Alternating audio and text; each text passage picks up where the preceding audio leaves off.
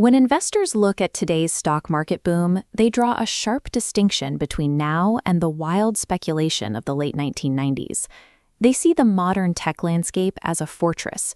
Companies like the Mag 7 are backed by massive cash reserves and reliable quarterly earnings that seem capable of powering through trade wars and global conflict. This narrative relies on the memory of the 90s as an era of total irrationality, a time of doomed companies and business plans sketched on the back of a cocktail napkin. We assume these record-breaking numbers exist because American business has become more dynamic and efficient.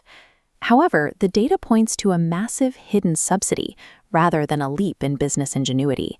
This area chart shows corporate earnings as a percentage of U.S. GDP. In the late 1990s, overall corporate profits sat at about 7% of GDP. Today, they have hit 11%.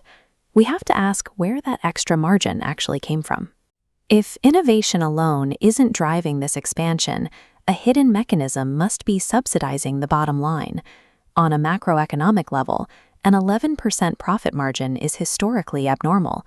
Economies typically face headwinds that compress margins over time, yet these profits continue reaching new heights. To find the truth behind this machine, we have to look past individual product sales. We need to audit the national balance sheet to see who is actually funding the boom. The United States government is currently running a deficit of more than 6% of GDP. That debt acts as a direct transfer of wealth into the private sector, padding the accounts of households and corporations alike. The Kalecki-Levy equation shows corporate profits are a mirror image of the government's deficit. When the state spends, it pushes up the profit block.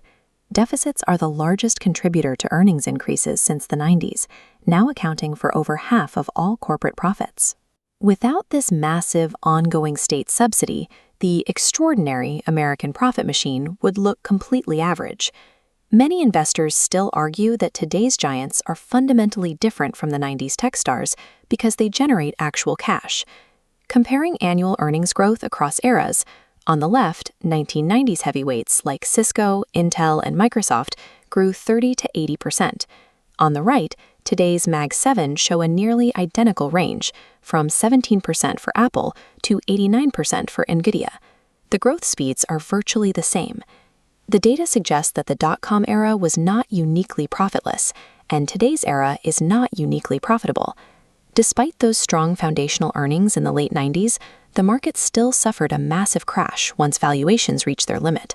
The financial system has simply learned to relocate its most speculative risks into private markets, keeping them away from the public eye.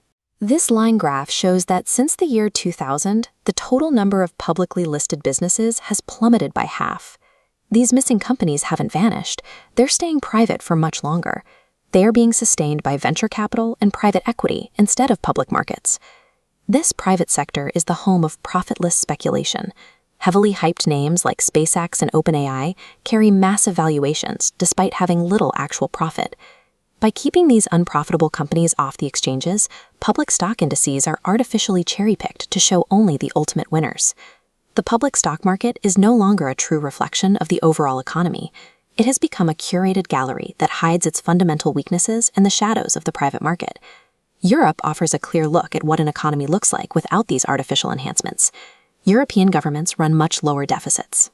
As a direct mathematical result, their corporate earnings remain completely flat as a share of GDP.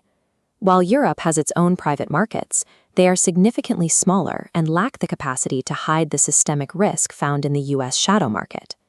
Europe's perceived stagnation isn't necessarily a lack of innovation. It represents the reality of a capitalist system that isn't operating on a government-funded steroid program.